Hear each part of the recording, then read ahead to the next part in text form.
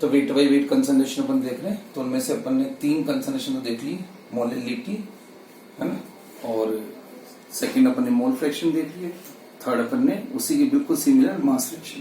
ठीक है, mole fraction और मास फ्रैक्शन में ज्यादा डिफरेंस नहीं है, बस जहां जहां भी अपन मोल्स यूज करते हैं मोल फ्रैक्शन में, वहां बस मास पुट कर देना है। ठीक है, परसेंटेज की बात करें तो मोल फ्रैक्शन इंटू 100 करेंगे तो मोल परसेंटेज बन जाएगा, इसी तरह से मास फ्रैक्शन इंटू 100 करेंगे तो मास परसेंटेज बन जाएगा। ठीक है, अब इसी में अपन को देखना है कि गैसेस मिक्सचर में मोल फ्रैक्शन कैसे कैलकुलेट करें, है ना। तो mole fraction in gases mixture, mole fraction of a gas, किसी इंडिविजुअल गैस का मोल फ्रैक्शन फाइंड करना है अपन को, मोल fraction of a gas in gases mixture. तो कैसे करेंगे, गैसेस मिक्सचर। ठीक है, तो एक 11th क्लास में अपन ने डाल्टन्स पार्शियल प्रेशर लॉ का फॉर्मूला पढ़ा था अपन ने, है ना। तो डाल्टन्स पार्शियल प्रेशर लॉ के अकॉर्डिंग पार्शियल प्रेशर का फॉर्मूला क्या था, partial pressure of a gas in the mixture, किसी गैसेस मिक्सचर में किसी एक गैस का, किसी इंडिविजुअल गैस का जो पार्शियल प्रेशर है वो किसके इक्वल होगा, वो होता है mole fraction of that gas, mole fraction of that gas, जिस गैस का भी आप पार्शियल प्रेशर कैलकुलेट कर रहे हो उस गैस का mole fraction into total pressure of the mixture, total pressure of the mixture, mixture का टोटल प्रेशर। आगे बात समझ में, तो partial pressure of a gas in mixture equals to होता है mole fraction into total pressure. अब यहां से आपको मोल फ्रैक्शन कैलकुलेट करना है तो बस टोटल प्रेशर को नीचे ले जाएंगे, तो मोल फ्रैक्शन बन जाएगा गैसेस मिक्सचर में किसी एक गैस का mole fraction of the gas equals to क्या, उस गैस का पार्शियल प्रेशर मिक्सचर में, partial pressure upon total pressure, partial pressure upon total pressure. आगे बात सुन, तो partial pressure upon total pressure ये बन जाता है क्या, गैसेस मिक्सचर में किसी गैस का मोल फ्रैक्शन। आगे समझ में, mole fraction of the gas equals to partial pressure of the gas upon total pressure mixture. आगे तो ये था मोल फ्रैक्शन किसी इंडिविजुअल गैस का निकालना है किसी गैस मिक्सचर में, तो ये था। ठीक है, तो अब W/W में 3 हो चुकी है, मोलिलिटी, मोल फ्रैक्शन, मास फ्रैक्शन। नेक्स्ट आ रही है हमारी फोर्थ कंसंट्रेशन कौन सी, ppm, है ना, ppm पार्ट्स पर मिलियन। ठीक है, देखते हैं पार्ट्स पर million, fourth concentration, fourth ppm। ppm full form तो क्या हो जाएगी इसकी, फुल फॉर्म हो जाएगी पार्ट्स पर मिलियन, पार्ट्स पर मिलियन। ठीक है, अब पार्ट्स किसके पार्ट्स किसके होंगे, parts of solute, parts of solute पर मिलियन किसका होगा, मिलियन किसका होगा, मिलियन होगा किसका, सॉल्यूशन का, ऑफ द सॉल्यूशन।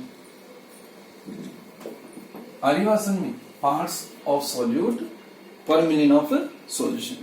ठीक है, आगे इस कंसंट्रेशन का यूज कब होता है, तो ये कंसंट्रेशन जो ppm वाली कंसंट्रेशन है ये यूज किया थी जब सॉल्यूट होता है वेरी स्मॉल क्वांटिटी में और इन ट्रेसेस, बहुत ही कम क्वांटिटी में होता है, तो हम उसको सॉल्यूट के पार्ट को मिलियन के रिस्पेक्ट में कैलकुलेट करते हैं, क्योंकि वो केजी में या लीटर में तो कैलकुलेट हो नहीं पाता है, क्योंकि वेरी स्मॉल क्वांटिटी में ट्रेसेस में तो बहुत छोटा सा ही है, थोड़ा सा ही है, इसलिए तो पर केजी में पर लीटर में तो अमाउंट उसका कैलकुलेट ही नहीं आएगा, मेजरेबल अमाउंट नहीं आएगा, तो हमको एक थोड़ा सा बड़ा अमाउंट लेना होता है तो मिलियन अमाउंट अपन लेते हैं, है ना। तो इसलिए पर मिलियन में अगर अपन बात करें इसकी क्या फॉर्मूले की, तो फॉर्मूला क्या बनेगा, बिल्कुल वैसे ही जैसे पास अपन परसेंटेज की बात करते हैं, परसेंटेज कैसे निकालते हैं किसी चीज की, उसका अमाउंट रखा और नीचे टोटल किया इनटू 100, तो परसेंट में 100 में, वैसे पर मिलियन में करना है तो उतना ही पार्ट उसका मिलियन में कैलकुलेट कर लो। फॉर एग्जाम्पल अगर मैं आपको ये बोलूं कि x gram of solute is dissolved in y gram of solution, ठीक है, x gram of solute dissolve in y gram solution. ठीक है, तो अब आप इसकी परसेंटेज निकालेंगे, कैसे लिखेंगे इसमें सॉल्यूट की परसेंटेज ऑफ सॉल्यूट कैसे निकाली जाएगी? Percentage of solute equals to क्या? सॉल्यूट का मास यानी कि x gram of solute upon total कितना y ग्राम ऑफ सॉल्यूशन। आ गया? अब परसेंटेज निकालनी है तो इंटू 100 आ गया। ये तो परसेंटेज, ये तो वही हो गया मास परसेंटेज, ये तो है ना।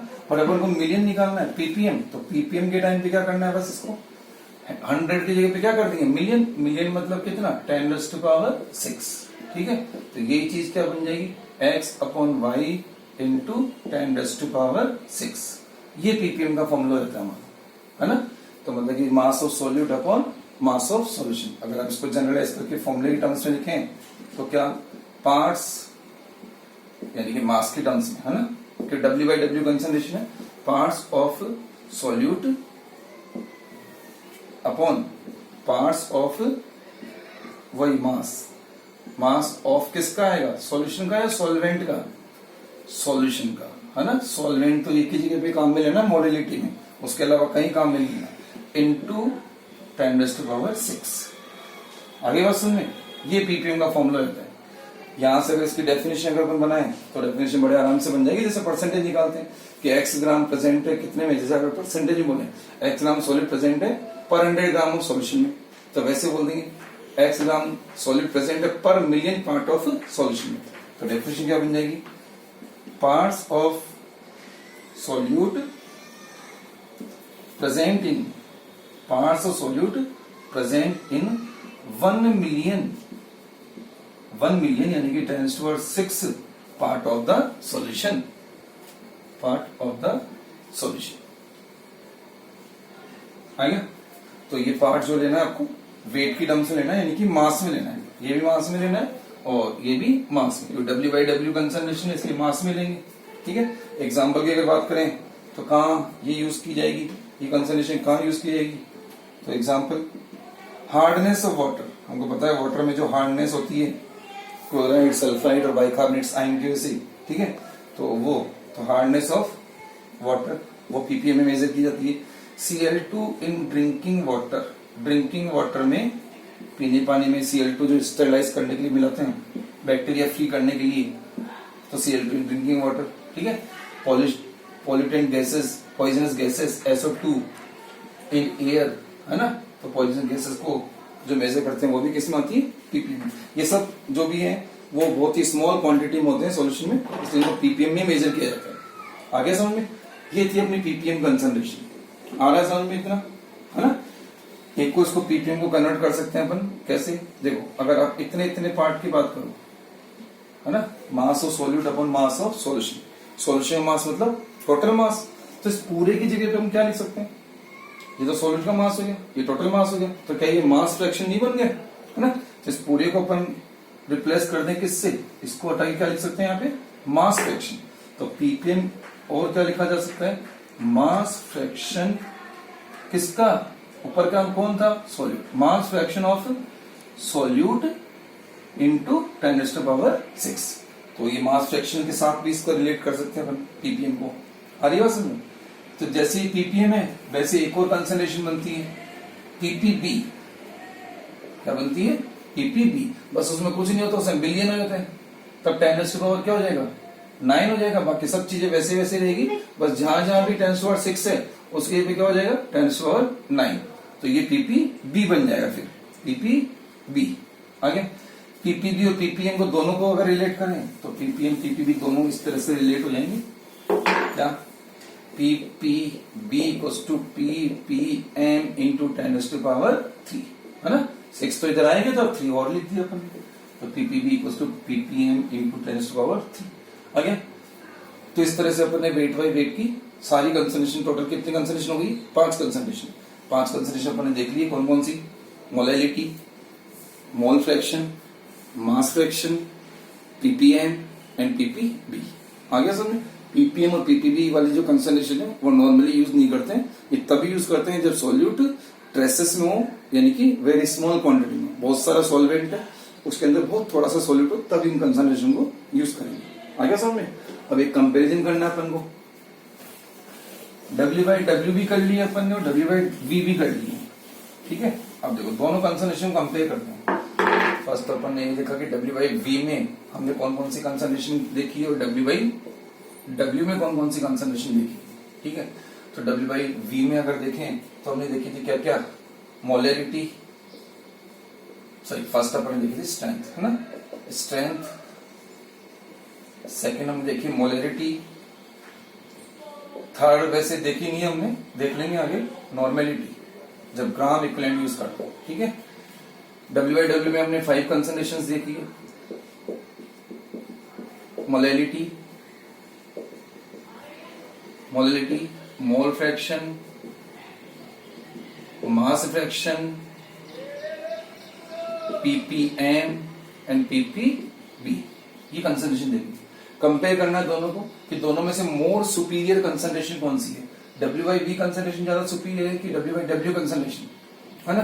तो बोला गया है कि W by W concentration more superior है एज कंपेयर टू किससे, डब्ल्यू बाई वी कंसंट्रेशन से। क्यों, क्या रीजन है, क्योंकि डब्ल्यू बाई वी कंसंट्रेशन में वॉल्यूम इन्वॉल्व हो रहा है ना, और वॉल्यूम जो है वो टेम्परेचर के साथ क्या हो जाता है, चेंज हो जाता है। वॉल्यूम डायरेक्टली है क्या, टेम्परेचर, टेम्परेचर इंक्रीज करेंगे तो वॉल्यूम एक्सपेंड हो जाएगा, ठीक है। वॉल्यूम जैसे चेंज होगा तो डब्ल्यू बाई वी कंसंट्रेशन भी वेरी कर जाएगी। तो अगर कंसंट्रेशन लें डब्ल्यू बाई वी वाली, आ गया, और अगर टेम्परेचर इंक्रीज करें तो टेम्परेचर इंक्रीज करने से वॉल्यूम हमारा इंक्रीज हो जाएगा। वॉल्यूम अगर इंक्रीज होगा तो कंसंट्रेशन क्या हो जाएगी, डिक्रीज हो जाएगी, आगे। तो अगर कंसंट्रेशन का और टेम्परेचर के साथ रिलेशन बनाएंगे तो क्या होगा ना, टेम्परेचर बढ़ाने से ये वाली कंसंट्रेशन क्या हो रही है, कम हो रही है। तो इनवर्सली का रिलेशन आ जाता है, कंसंट्रेशन और टेम्परेचर में कैसा रिलेशन आ रहा है, इनवर्सली। कौन सी कंसंट्रेशन में, डब्ल्यू बाई वी में। तो ये कंसंट्रेशन जब भी अपन यूज करेंगे, हैंडल करेंगे, तो इनका अपन को इनमें टेम्परेचर को क्या रखना पड़ेगा, कांस्टेंट रखना पड़ेगा।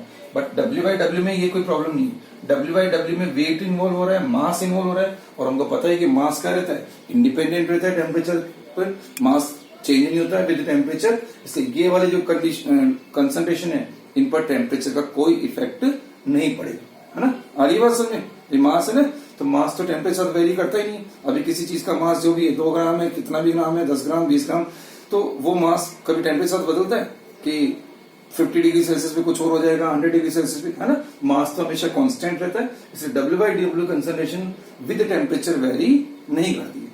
आ रही बात समझ। तो कौन सी कंसंट्रेशन मोर सुपीरियर हो गई है, डब्ल्यू बाई डब्ल्यू कंसंट्रेशन। जब भी अगर किसी एक्सपेरिमेंट में या किसी भी अपन कोई भी अपन ऑब्जर्वेशन अगर ले रहे हैं, उनमें टेम्परेचर अगर वेरी कर रहा होगा तो हम कभी भी इन कंसंट्रेशन को यूज नहीं करेंगे। हम कौन सी कंसंट्रेशन यूज करेंगे, हमेशा डब्ल्यू बाई डब्ल्यू। हाँ, टेम्परेचर अगर कांस्टेंट है तो फिर तो आप कोई सी भी यूज कर सकते हो। आगे एक डिफरेंस टाइप का जो क्वेश्चन बनता है ना, सीबीएसई में आया हुआ भी ये क्वेश्चन, बोर्ड में पूछा हुआ भी है, बहुत ही कॉमन क्वेश्चन है। डिफरेंशिएट बिटवीन, क्वेश्चन बनता है क्या, differentiate between molarity and molality, molarity and molality।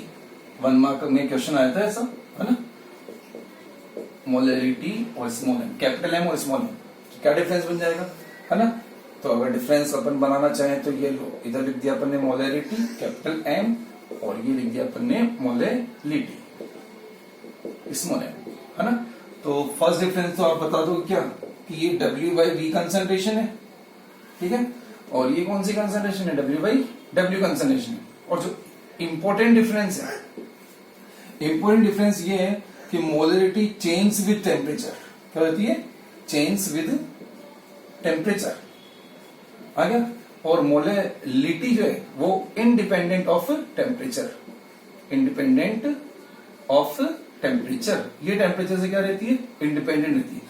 ये डिफरेंस इंपॉर्टेंट है, change with temperature, independent of temperature, क्योंकि डब्ल्यू बाई डब्ल्यू कंसंट्रेशन है जो कि टेम्परेचर के साथ चेंज नहीं होती है। तो इस तरह से ये 1 मार्क का एक छोटा सा क्वेश्चन इस पे बन जाता है, डब्ल्यू बाई डब्ल्यू और डब्ल्यू बाई वी कंसंट्रेशन। आ रही बात समझ। तो ये अपन ने दोनों टाइप की कंसंट्रेशन देख लिए, आ गया, डब्ल्यू बाई वी और डब्ल्यू बाई डब्ल्यू। आ गई बात समझ।